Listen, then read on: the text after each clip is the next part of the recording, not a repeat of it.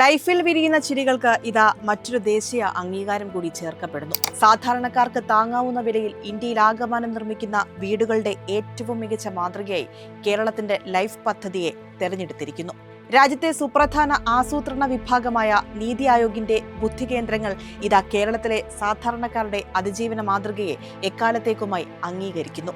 ബഹുമുഖമായ സംയോജനത്തിനും സാമൂഹ്യ അധിഷ്ഠിത മാതൃക സൃഷ്ടിക്കാനും കേരളത്തിന് സാധിച്ചുവെന്ന് നീതി ആയോഗ് വിലയിരുത്തുമ്പോൾ ഇടത് സർക്കാരിന്റെ വികസന പ്രവർത്തനങ്ങളിൽ മറ്റൊന്നുകൂടി ദേശീയ മാതൃകയാവുകയാണ്. കേവലമായ വീട് എന്ന സങ്കല്പത്തിനപ്പുറം ജീവിത നിലവാരം മെച്ചപ്പെടുത്തുന്നതിനും ആരോഗ്യ സംരക്ഷണത്തിനും എല്ലാ സാമൂഹ്യ വിഭാഗങ്ങളുടെയും ഉന്നമനവും ലക്ഷ്യം വെച്ച് നടപ്പിലാക്കിയ ഈ പദ്ധതി സുസ്ഥിര വികസനത്തിന്റെ സമാനതകളില്ലാത്ത മാതൃക കൂടിയായി വിലയിരുത്തുന്നു. 2016 പിണറായി വിജയൻ സർക്കാരിന്റെ കാലത്ത് ആരംഭിച്ച ലൈഫ് പദ്ധതി ഇന്ന് 5 ലക്ഷം ഭവനരഹിതരായിരുന്ന മനുഷ്യരുടെ മുഖത്തെ പ്രതീക്ഷയുടെ പുഞ്ചിരിയാണ്. ജീവിതത്തിൽ ഒരിക്കലും സ്വന്തമായൊരു വീട് സ്വപ്നം മാത്രമേ അവശേഷിക്കുമായിരുന്ന ഒരു ജനതയ്ക്കാണ് പിണറായി വിജയൻ സർക്കാർ ചിറകുകൾ നൽകിയത്. ലൈഫ് പദ്ധതിയെയും പാവങ്ങൾക്ക് ലഭിക്കേണ്ട വീടിനെയും അട്ടിമറിക്കാനുള്ള പ്രവർത്തനങ്ങൾക്കാണ് എക്കാലവും വി.ഡി. സതീശൻ നേതൃത്വം നൽകുന്ന ടീം UDF നേതൃത്വം നൽകിയത്.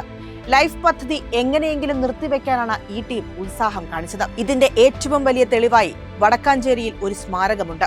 എത്രയോ പാവങ്ങൾക്ക് അഭയസ്ഥാനമാകേണ്ടിയിരുന്ന ഒരു ലൈഫ് പദ്ധതി എങ്ങനെയും നിർത്തിവെക്കാനാണ് സതീശനും അനിലക്കരയും കോൺഗ്രസും ഒക്കെ ശ്രമിച്ചത്. എന്നാൽ ഇവരൊട്ട് ചെയ്യാനും പോകുന്നില്ല. വയനാട്ടിൽ സകലതും ഒലിച്ചുപോയ ജനതയ്ക്ക് വീട് നൽകാമെന്ന് പറഞ്ഞ് പണം പിരിച്ചു പറ്റിക്കാൻ തുടങ്ങിയിട്ട് വർഷങ്ങളായി. ഒരു കല്ലുപോലും ഇതുവരെ കോൺഗ്രസിന് സ്ഥാപിക്കാൻ സാധിച്ചിട്ടില്ല. പ്രളയം വന്ന് കേരളത്തിലാകമാനം വീടുകൾ നഷ്ടപ്പെട്ടപ്പോൾ 1000 വീട് KPCC നൽകാമെന്ന് പറഞ്ഞു. മാസങ്ങൾക്കുള്ളിൽ അത് 100 വീടായി ചുരുങ്ങി. എന്നിട്ടും അതുപോലും പൂർത്തിയാക്കാൻ കോൺഗ്രസിന് സാധിച്ചില്ല. വി.ഡി. സതീശൻ തന്നെ നേരിട്ട് നേതൃത്വം കൊടുത്ത് 12 കുടുംബങ്ങൾക്ക് ഫ്ളാറ്റ് നൽകാമെന്ന് പറഞ്ഞ് കൊട്ടി ആഘോഷിച്ച് തറക്കല്ലിട്ടു. ഇട്ടകല്ല് കാടെടുത്ത് കഴിഞ്ഞ 5-6 കൊല്ലമായി ആ കല്ലിനുമേൽ പടർന്ന പുല്ല് പശു തിന്നുന്നു. അത് വീണ്ടും വളരുന്നു, പിന്നെയും പശു തിന്നുന്നു. ഏതോ പുരാവസ്തു ഖനനം ചെയ്തെടുക്കുന്നത് പോലെ കഴിഞ്ഞ ദിവസം ആ തറക്കല്ല് നാട്ടുകാർ പുറത്തെടുത്തിട്ടുണ്ട്. ഇതാണ് കോൺഗ്രസിന്റെ ഇച്ഛാശക്തി. പാഴ്വാഗ്ദാനങ്ങൾ നൽകി ജനങ്ങളെ പറ്റിക്കലല്ലാതെ മറ്റൊരു പരിപാടിയും കോൺഗ്രസിനില്ല. പാവങ്ങൾക്ക് വീടെടുത്തു നൽകൽ കോൺഗ്രസിന് ഖദറിന്റെ കീശ വീർപ്പിക്കാനുള്ള പ്രവർത്തനം മാത്രമാണ്.